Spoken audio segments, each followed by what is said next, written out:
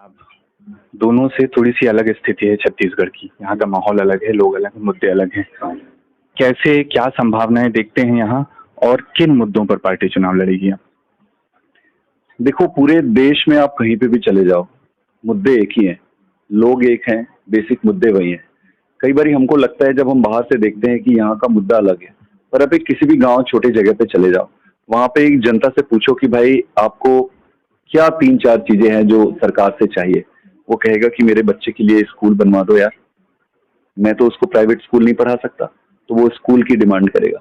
फिर बोलेगा कि उसको अच्छा हेल्थ चाहिए, वो जब शहर में इलाज कराने जाता है तो उसको पता नहीं क्या-क्या बेचने पड़ जाते हैं, तो वो हेल्थ की बोलेगा। फिर बोलेगा यार मैं किसान हूँ, मेरी इनकम बढ़ जाए तो अच्छा होगा, इतने इनकम में तो कुछ चल नहीं रहा है। तो आपको किसानी का इनकम कैसे बढ़ाना है, ये समझना पड़ेगा। बोनस तो उसमें से एक पार्ट है, बोनस देके वो आप कंप्लीट डेवलपमेंट नहीं है, बोनस तो होना ही चाहिए, उनका अधिकार है, बोनस मिलना ही चाहिए, ज़्यादा से ज़्यादा बोनस मिलना चाहिए। बट बोनस के अलावा भी मल्टीपल फोल्ड बढ़ना चाहिए कमाई। तो यही चीज़ें हैं कि रोज़गार चाहिए लोगों को, स्कूल चाहिए, अस्पताल चाहिए, अच्छी ज़िंदगी चाहिए। सबसे इम्पोर्टेंट भ्रष्टाचार से मुक्ति चाहिए। तो अल्टीमेटली आप देखोगे तो समस्या सेम ही है।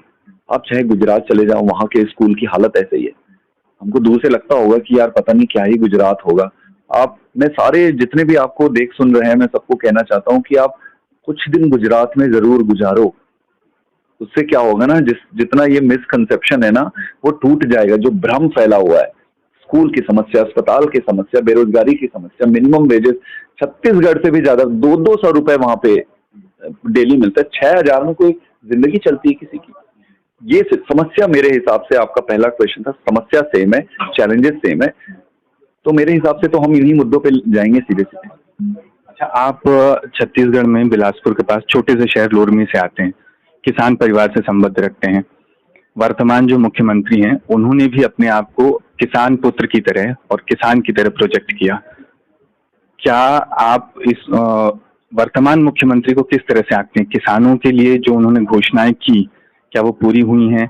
लोगों से आपको क्या फीड मिली है इस बारे में?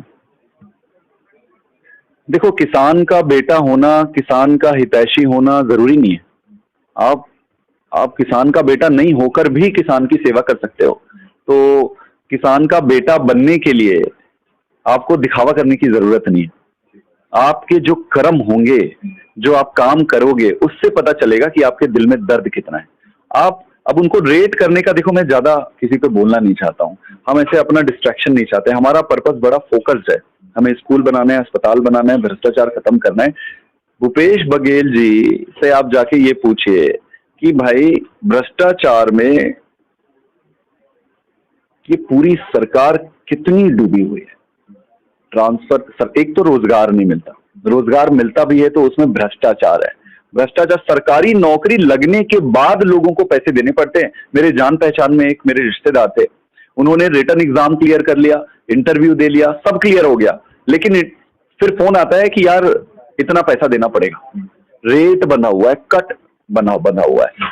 कोई ऐसी चीज इस सरकार, भूपेश बघेल सरकार की नहीं है जिसमें कट, इसको तो कट की सरकार बोलनी चाहिए। ये कट की सरकार है, हर जगह इनके कट बने हुए हैं। माइनिंग में चारों तरफ माफिया है और सब में इनका कट बना हुआ है। तो मुझे रेट करने की जरूरत नहीं है। मैं कौन होता हूँ रेट करने वाला?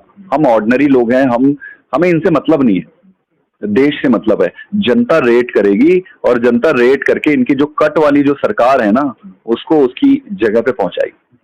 अच्छा, जब छत्तीसगढ़ के चुनावों की बात आती है तो बस्तर का जिक्र करना जरूरी होता है। पूरे छत्तीसगढ़ के मुद्दे अलग और बस्तर के कुछ अलग मुद्दे होते हैं। क्या बस्तर के चुनाव के लिए पार्टी ने कुछ सोच रखा है, अलग से कोई रणनीति बनाएंगे, उस पर काम करेंगे? देखो, अभी स्ट्रैटेजी हर एरिया का अलग बनेगा। वहाँ के जैसे लोग रहते हैं, जो समस्याएं हैं, उस हिसाब से रीजनल स्ट्रैटेजीज अलग बनेंगे, कॉन्स्टिट्यूएंसी वाइज स्ट्रैटेजी अलग बनेंगे। मोटा मोटे बस्तर को आपको समझना पड़ेगा कि वो हमारे अपने लोग हैं, वो कोई एलियन नहीं है, विदेश की नहीं है, हमारे अपने भाई है, हमारी अपनी बहन है। आपको सबसे पहले समझना पड़ेगा कि प्रॉब्लम है, पेच कहाँ फंस रही है।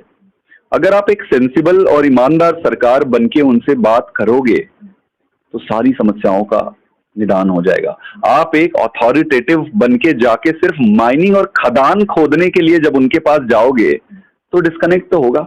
समस्या यहीं पे है। अच्छा, छत्तीसगढ़ में एक और समस्या है जो लगातार पत्रकारों को फेस करनी पड़ती है कि उन पर लगातार हमले हो रहे हैं, फर्जी मुकदमे दायर किए जा रहे हैं, उनको जेल भेजा जा रहा है। इस पर ये एक सवाल भी है और ये हम आपके सामने बात भी रख रहे हैं, क्या इस पर पार्टी कुछ करेगी आगे, कोई प्लान है?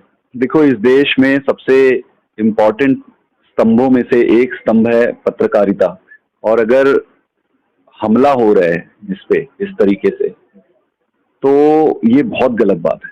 आप इससे सीधे सीधे डेमोक्रेसी को चोट पहुंचा रहे हैं। ये बर्दाश्त नहीं किया जाएगा, ये बर्दाश्त नहीं किया जाएगा। लॉ एंड ऑर्डर एक इम्पॉर्टेंट हिस्सा है पूरे डेमोक्रेसी के लिए। लॉ एंड ऑर्डर को ठीक करना पड़ेगा। समस्या यही है ना कि जैसे ही इनकी सरकार बनती है अहंकार आ जाता है। कहीं पे भी घुस के पुलिस स्टेशन पे घुस जाएंगे, पुलिस स्टेशन इनका प्राइवेट प्रॉपर्टी हो जाता है, पत्रकारों को इन धमकाते हैं, पत्रकारों से जबरदस्ती करते हैं, इन किसी को कुछ ये समझते नहीं है। फिर ये जो अहंकार है ना, ये अहंकार ही इनको डुबाएगी।